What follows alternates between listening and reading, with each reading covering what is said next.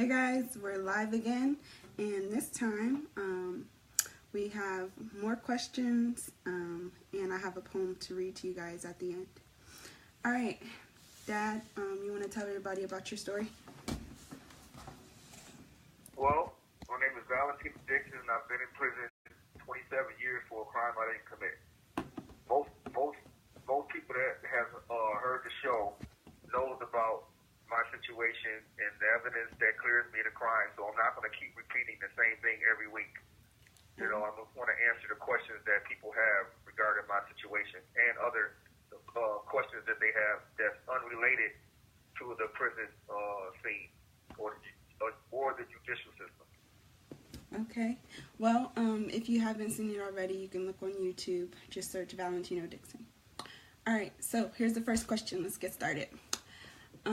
Someone said, I often hear about people in prison getting clemency or pardon. Have you tried that? Well, yes, I have. Okay. You know, I had a ton of people, organizations, attorneys, reporters, investigators, write a ton of letters for me. And a few years ago, I was visited by one of the governor's top aides. Soon after that, I was visited by a judge. These people came in my cell because they had heard about my story and they had seen it on the Golf Channel. And that prompted me to file for clemency. Okay, and the governor's office granted the clemency in 2016, but the DA at the time fought it and blocked the clemency, which was crazy because, how is the DA's office going to have that type of influence over the governor? So anyway, this year, the new DA said he wasn't going to fight the clemency. And the governor's office didn't give it to me. This is the political, nonsense that people have to deal with. They gave out clemency to guilty people. Here I am, innocent of a crime. We sent in a video with several witnesses and the person that committed the crime, cleared me of the crime, and they still didn't give it to me. It's just crazy. And a lot of people need to understand that clemency is not actually you get out of jail like that. It's actually a parole. People are under the impression that when they give you clemency, that you're free or whatever. It's so many restrictions. So I told my lawyers, this year that, that's not something I'm not even going to consider. Take that off the table. Clemency is not something I'm going to even consider. I shouldn't have considered it in the first place. All right. Number 2, in your last video, you spoke of a witness lying at your trial. What did they say? Well, just imagine, right? Having no motive. The DA's own words is there's no motive, and no physical evidence. So you have to analyze, well, how did I get convicted? And the witnesses that convicted me, the testimony should never have been allowed in the courtroom. You had one of the witnesses that said he was 150 yards away in the dark and admitted to drinking alcohol and being on drugs. The judge said that was credible testimony. Okay, another witness, gave a statement saying that he was unsure who did the shooting. He came to court and said his memory got better with time. When I was convicted on this evidence, 27 years, being in prison and convicted on that evidence is insane. But this is the U.S. This is the United States of America judicial system. Crazy. How did your memory get better with time? That's just ridiculous. What you say, King? I said, how did your memory get better with time? That's just ridiculous. Yeah, people's memory is opposite of that. You know what I'm saying? Like, your memory don't get better with time. If you don't know what happened right after the shooting, how do you come a year later and say that your memory get better with time? Right. And not only that, the perpetrators in this case were used as witnesses. You know what I'm saying? These guys left their guns at the scene of the crime. And the DA used them as witnesses. Not only did they lie, but they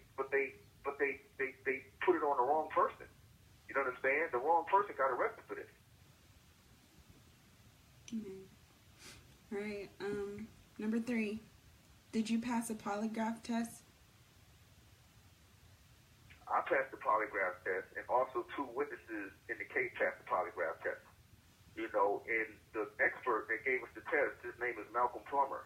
He's out of Syracuse. And he's the most qualified to give such a test in New York State. he has over 40 years experience and has conducted over 15,000 tests. You know, all three of us passed the test. You know, but the courts ignored the results. You know, they're not admissible in the court. You know, now had I failed the test, then they would have been using it against me. You know, which is insane. Also, I mean, you got three people in one case passing the polygraph test. That's never happened before. All right. Number 4.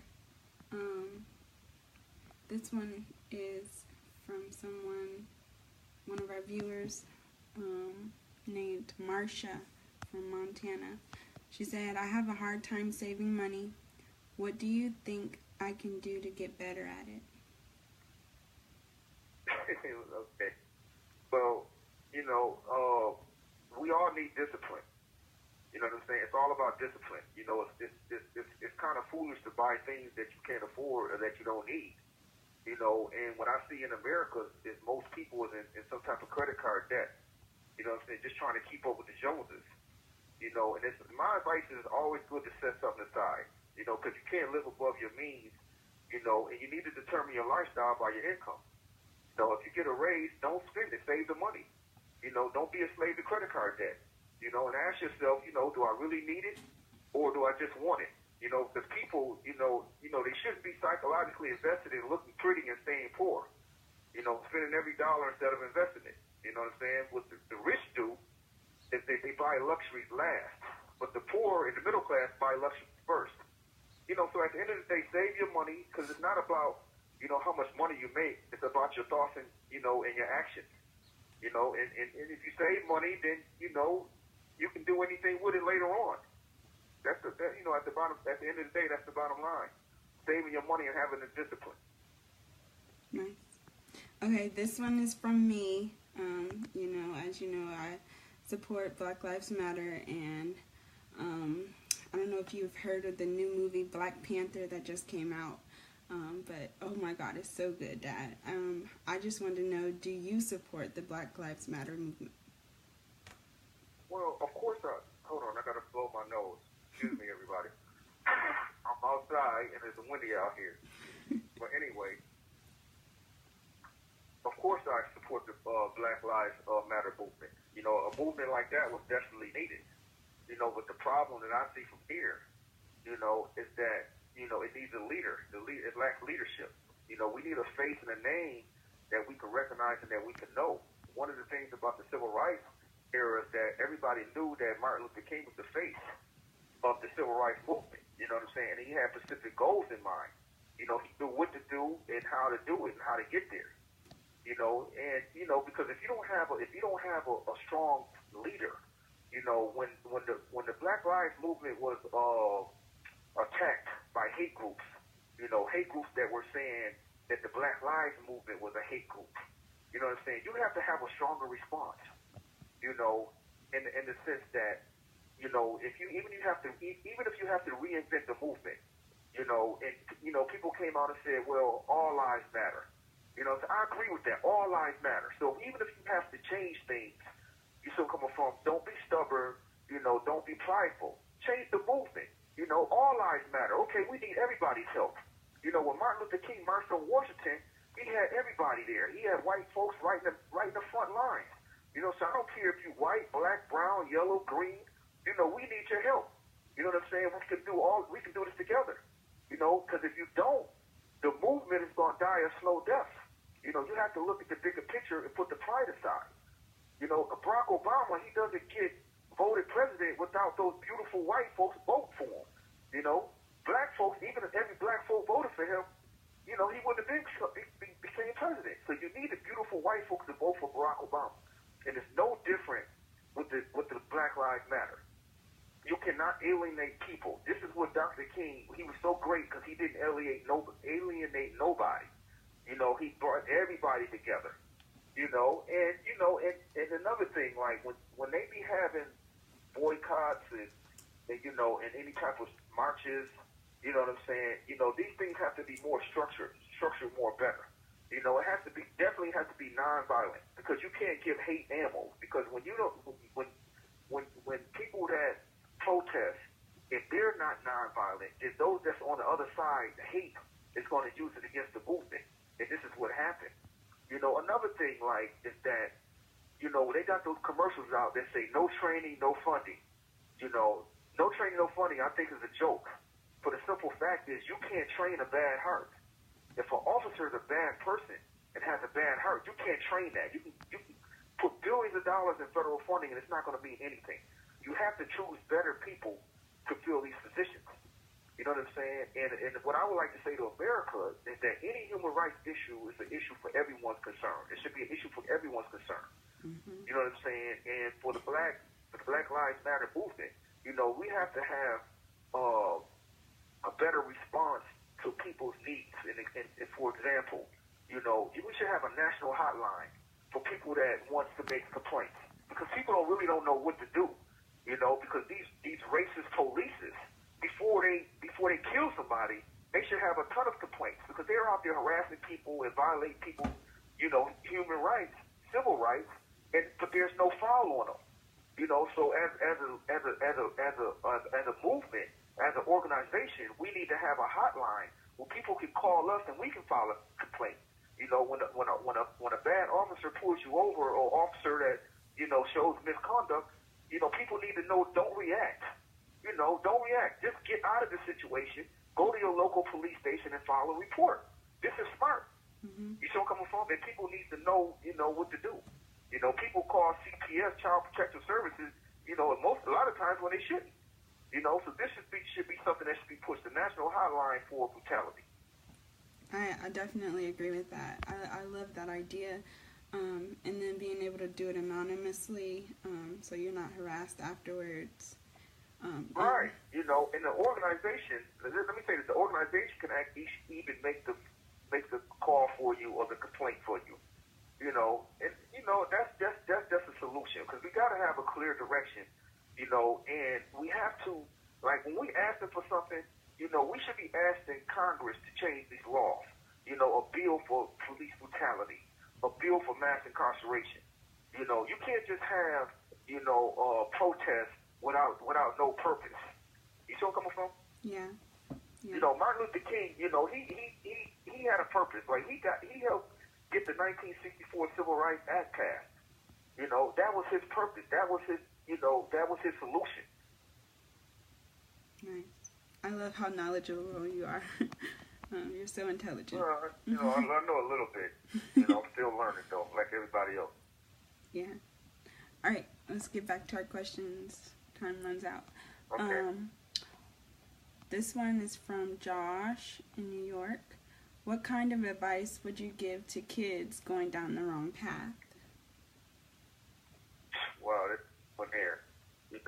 Just these kids need to know that one bad decision costs you everything. Don't even think about committing a crime, because you're going down. That's the bottom line. The system will not forgive you for any mistakes that you make. The system don't care what environment you came from. If you came from a drug-infested neighborhood, a violent neighborhood, it's like, so what? You know what I'm saying? These people is looking to give you as much time as possible. And I tell these 19-year-olds in here, because I'm around two 19-year-olds, they going home in a couple years. So they'll be 21, 22 when they go home. And I let them know that the system is not going to be happy until they give you 20, 30 years, 40 years. You know what I'm saying? So this little skid bit, this little slap on the wrist that you got, no, the system is not happy with that. And to realize that the street life is a trap. The luxury items, to pull you in. You know what I'm saying? The bottom line is you can't win, you won't win in a life of crime. The fast money, it equals, it's like a real life nightmare, straight insanity. You know what I'm saying? And you just gotta love yourself, value your freedom.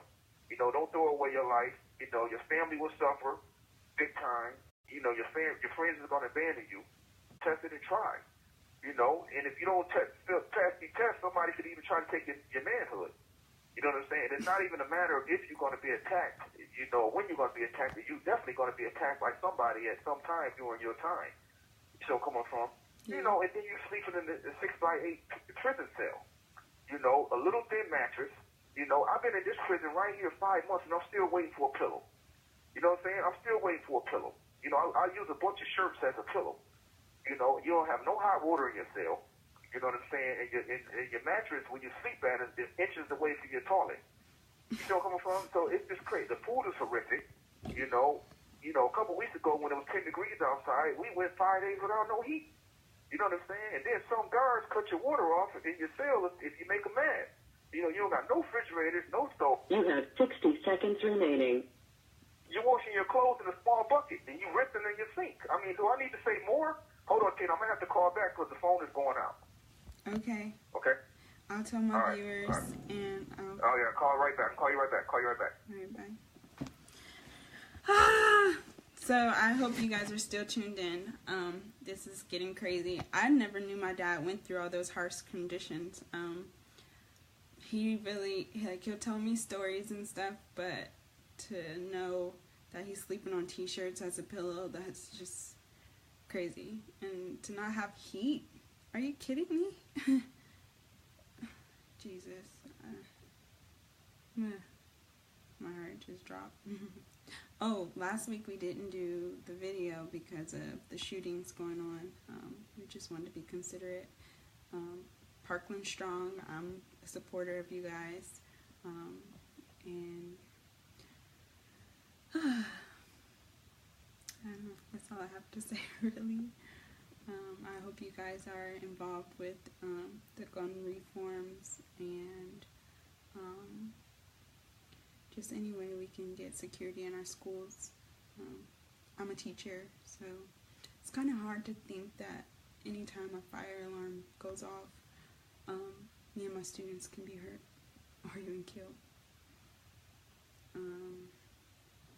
So, yeah, just waiting on the phone. This is harsh. I wish I could just talk to my dad whenever. This is real life, guys. Like you said, if you have the opportunity to do okay, I'm back. Dad, hold on. Okay, hello? Hello? Yep. Yeah. You're back. Okay, what's up? Woo. I'm so thankful you were able to call back. I was like, I hope he can call back. I was talking to everybody, and just telling them about how we support the Parkland students and the gun reform, and just hope that, you know, a movement for that is strong enough to change some things in our schools so our kids and teachers aren't getting shot.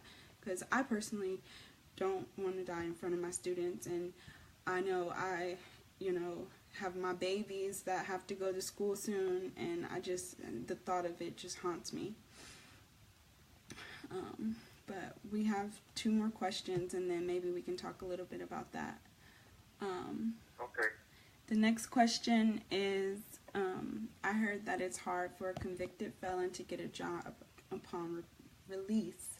How do you feel about that? Well, I always tell guys, right, that you have to spend your time wisely here. You know what I'm saying? How you do your time is going to determine whether or not you can survive upon release, and, you know, or if you're going to return back to prison. You know, if you spend your time in prison playing cards, sports, chess, you know, watching TV, sleeping, and all that other, hanging out with the wrong crowd, you won't learn the skill or anything of importance while you're here. You know, so I stress, you know, study, study, study. You got to read. You got to turn prison into a university. You know, read every area of life. You know, and then you got to run to God. You got to build a strong faith. You know what I'm saying? You need spiritual enlightenment. I mean, we at our lowest point in our life, in the darkest place. You know what I'm saying? You know, the other day, right? Last week, they had on TV, it was a report that said it was for a person being released from prison, it's over 40,000 barriers to getting a job once released. You know what I'm saying? You know, obviously, like, we know that people don't trust felons. Yeah. You know coming from. So what I say is this, you know, read as many business books as possible. Because what you going to do? You going to get out of bed for a job? You know what I'm saying? You know, you can get out and start your own business with just a few hundred dollars. You know, the sky is the limit if you study and gather knowledge and believe in yourself. You know, this is the advice that I have for those that's in here, you know, and, you know, because I can't rely on no job when I walk out of here. No, I'm not going to rely on nobody to give me a job. You know, I got to create a job for myself. That's my reality. Interesting. I mean, imagine this though: minimum wage with no benefits. This is what the convicted felon, faces. Yeah. You know what I'm saying? Yeah, that's not a reality for me. That's not even an option. I definitely stand with you with that. But I will. Anything that I do is going to be legitimate. I would never ever commit a crime ever again in life, ever. All right. Well, this is And our I've done last some things question. that I'm not proud of, but murder isn't one of them. I'm innocent in this crime. Yep. All right, last question, Dad. Let's get back to some happiness. Got your daughter over here stressing. All right. That's all right. The Black Panther movie again is hot, and everybody's just wondering, what's your favorite movie and why? Well, I didn't get a chance to see the Black Panther movie. And here we won't be able to see that thing for another year or two. You know what I'm saying? But my favorite movies, people probably might say, well, this dude is crazy. But anyway, I like Benjamin Button, Forrest Gump, and Rocky. You know what I'm saying? Like, people be laughing at my choices and all this type of stuff. But the reason I like Benjamin Button is because, let me get this right. I want to word this right. Yeah. The reason I love this movie, it's a special movie. Because, all right, Taraji P. Henson, she found a baby with deformities in the garbage. You know what I'm saying? And the baby was played by Brad Pitt, who ended up growing up, to be an older man or whatever. But anyway, she raised him and she loved this baby, even though the baby had deformities. The baby looked crazy when she opened up the garbage can. You know what I'm saying? But anyway, it just showed that, life is all about love. And love is the only true meaning of life. You know what I'm saying? That God tests each and every one of us. And sometimes we pass, sometimes we fail. You know what I'm saying? But Rocky, the movie Rocky, you got a white guy fighting a black guy. And when I was 8 years old, and I seen this white guy fighting this black guy, he was getting beat up. You know what I'm saying? I was rooting for the white guy to win. So I never forget my mother slapping me in the back of the head. She said, "Boy, don't you be rooting for the white guy, the white boxer." I said, okay, but I was rooting for Rocky. And then as I got older, I watched the movie over and over. And it had meaning to me. The meaning was this. Rocky was an old, washed-up boxer. His best years was behind him. But he kept himself in the game of life. You know what I'm saying? So when his moment came, he seized it. You only have a few moments to determine your life. Just a few, and then it's over. You know what I'm saying? And like Forrest Gump, that was a funny movie. But it was a serious message, a serious message to it. And the message was, no matter who you are, you can be weird, to others. You can have a problem speaking effectively. You can be awkward. You can be nerdy. You know what I'm saying? You can be shy. You can be shy. All these things are considered negatives. But you can still accomplish great things in life. We don't have to be perfect. We just need passion, willpower, determination. And we can accomplish anything we want in life. Nice. But that's why I love those movies. Yeah, I don't know. Maybe you should be a movie analyst now. Hold on a minute. If I be talking too fast, my mother taught me I be talking too fast. Ask the viewers, if I talk too fast, I'll slow down some. Anybody think he's talking too fast? All right. Because I know I don't have that much time on his phone. Right. You know what I'm saying? I don't be having that much time on his phone. And these stupid fools out in this prison yard, anything at any time can happen, and they got to get off the phone and all that other crap. I understand if anybody's saying I'm talking too fast and they don't understand me, then I will slow down. All right. They'll drop it in the comments if all right. they are, but I think you're right. fine. You're doing fine.